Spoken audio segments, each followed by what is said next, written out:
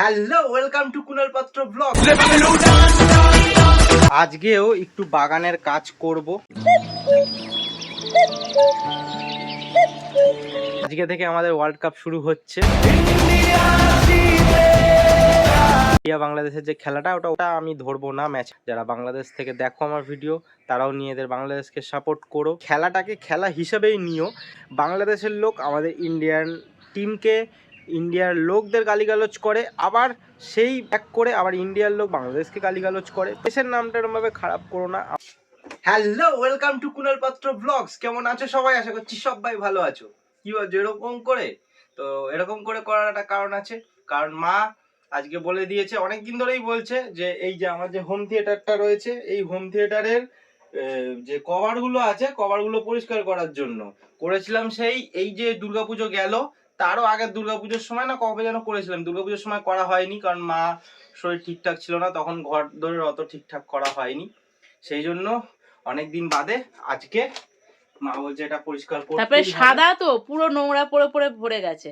এগুলো মেন হচ্ছে এই যে হুকে করে আটকানো, তো এবার সেই জন্য এবার কভারটা দিয়েই হুকে করে আটকানো। এবার এই যে বার করতে এগুলো অসুবিধা হয়, দেখো তার ফার ছিঁড়ে যাওয়ার ভয় থাকে। মা এবার তোমাদের কিছু বলবে, মা ক্যামেরার দিকে তাকিয়ে বলো, ঠিক আছে? অত আমি বুঝি না। তুমিও তো প্র্যাকটিস করবে, কোনো সময় ব্লগটা তুমিও শুরু করবে তো। আচ্ছা ঠিক আছে। তুমি আমার মা বলে কথা। এই যে 6টা হোম থিয়েটারে যে বক্স গুলো যে 6টা আছে, এই যে 6টা, ওটা তোমাকে দেখা যাচ্ছে তো এখন।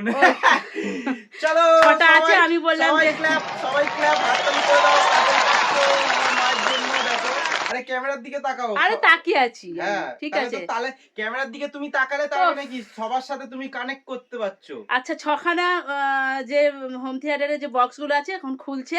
হ্যাঁ কুনাল পাত্র, হ্যাঁ আটটুখানি নিচু করে এরকম ভাবে।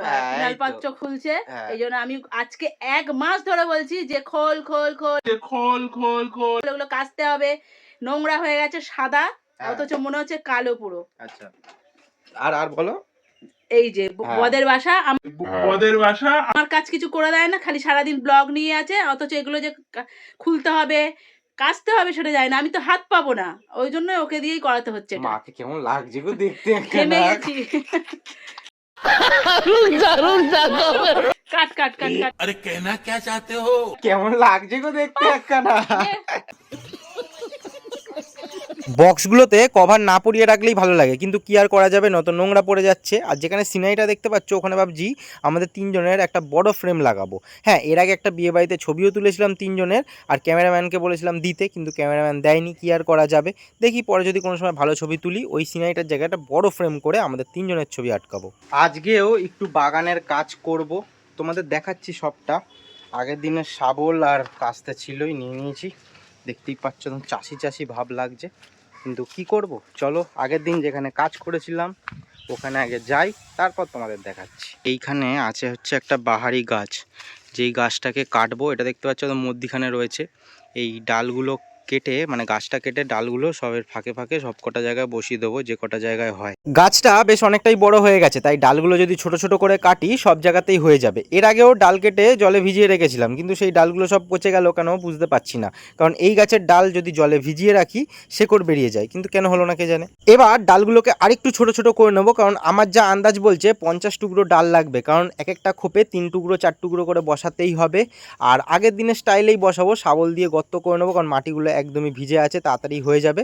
আর ডালগুলোকে গুজে দেবো, কারণ ভেতরে জল অনেকটা করেই আছে মাটির তলাতে। কিন্তু এদিকে যা গরম, বাইরে কাজ করাই যাচ্ছে না, গরমে অবস্থা খারাপ হয়ে যাচ্ছে। বৃষ্টি হচ্ছে তাও গরম কমছে না কেন, আমার তো মাথাতেই ঢুকছে না। ধার দিয়ে শুরু করছি, দেখো বসানো কমপ্লিট। দেখো, জানি না কতটা বুঝতে পারছো তোমরা, একদম ছোট ছোট ডালগুলো, আর অনেকটা ভেতরে ঢুকিয়ে দিয়েছি, তার জন্য জাস্ট অল্প অল্প একটু একটু বেরিয়ে রয়েছে। তো এরমভাবেই একটুখানি বুঝে নিও।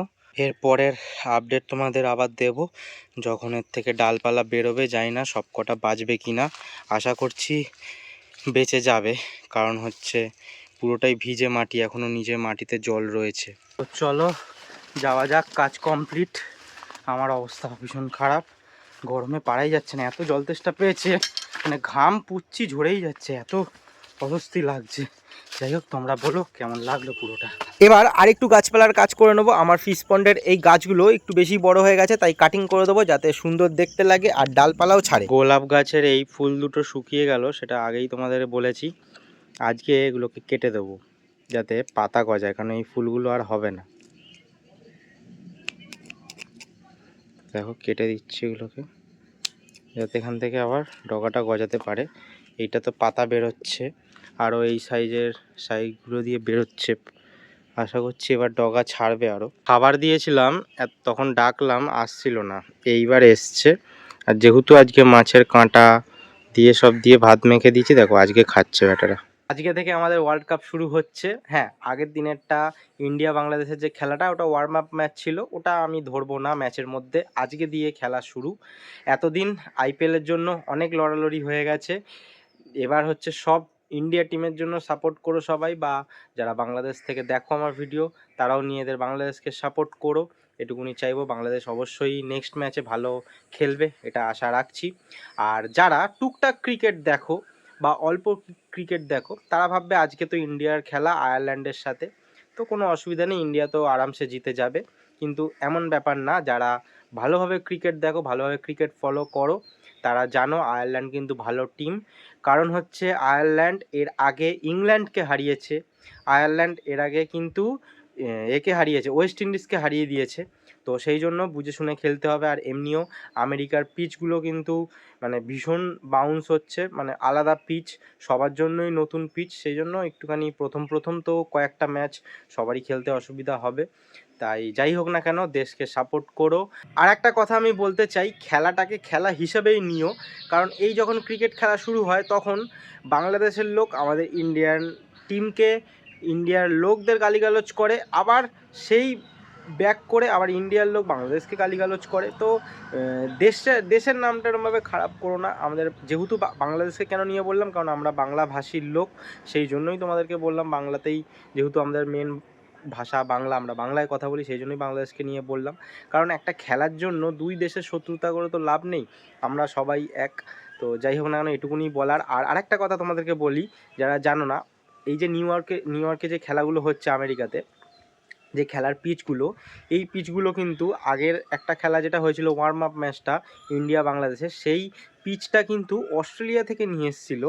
মানে ভাবো কতটা টেকনোলজি উন্নতি হয়ে গেছে। আমি খেলা দেখছিলাম, খেলায় মানে আমি জানলাম কী করে তোমরা ভাবছো, মানে কমেন্ট্রিতেই বলেছে। আমাদের যে কমেন্ট্রি করছিল হিন্দির স্টার স্পোর্টস হিন্দিতে, তারাই বলছিল যে এরকম টেকনোলজি, মানে পিচটা ওখানে তৈরি হয়েছে অস্ট্রেলিয়া, তারপর এখানে নিয়ে এসে পাতা হয়েছে। তো কত সুন্দর উন্নতি করছে। যাই হোক, খেলা দেখে মজা আসবে। আজকের ভিডিও এখানেই শেষ করছি, দেখা হচ্ছে নেক্সট ভিডিওতে। সবাই ভালো থেকো, সুস্থ থেকো, সাবধানে থেকো, আর খেলাটা মন দিয়ে এনজয় করো। টাটা।